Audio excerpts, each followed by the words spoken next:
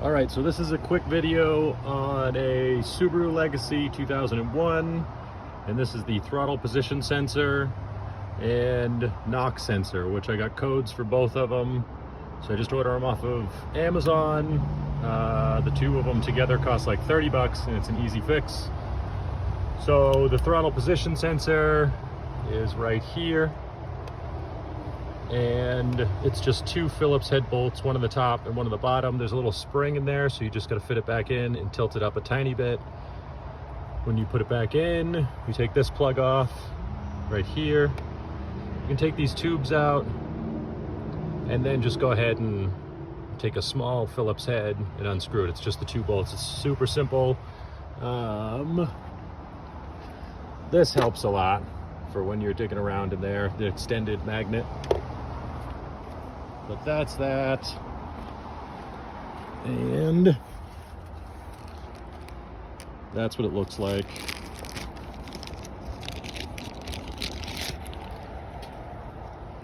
This is the old one that I already replaced, but it's got a little spring action thing in there. Oh shit. Ugh. So you just got to turn this, so this turns, you just turn it up a tiny bit. It's really hard to not do it the right way. It doesn't give you any pushback or anything, so that goes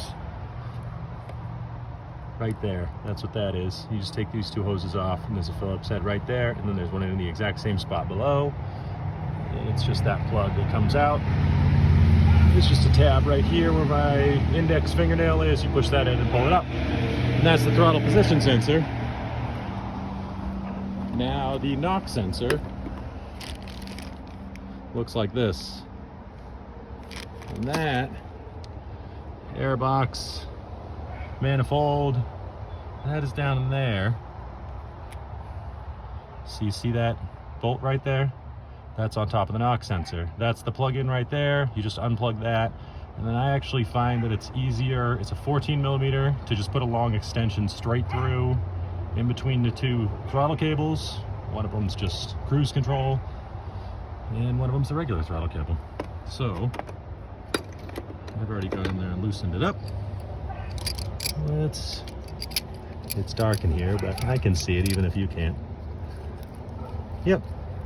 So we are all loosened up. Now, this is the magnet I was talking about here. It's wonderful. You can get that bolt out of there, and I can. See how that works? And that's great. And you can just pull the whole thing out of there. It runs underneath. There's a vacuum tube that just runs underneath. You just slide it out from underneath there. It looks like this. It looks old. And we put the new one in. I don't know where to put you. Well, I put the new one in. Oh, that's terrific. It's a great view. It's what is that there? Some brake fluid cap. Bag.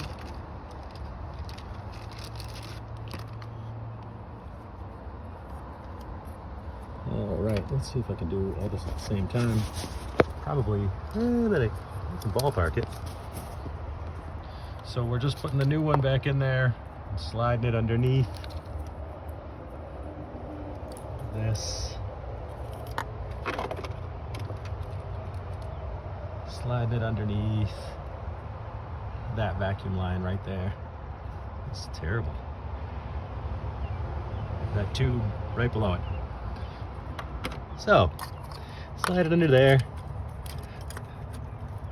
Try to get the skinny end pointing towards the engine. There you go. And then, well, I don't know.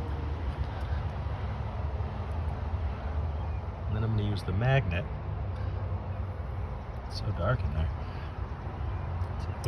So I have the bolt like this on the end of the magnet, and I'm just going to feed it through there, in between the throttle cables, into the top of the knock sensor, and with any luck, yep, So we slide it back out with it sitting in between, or through the middle of, rather. So you can see, well, see,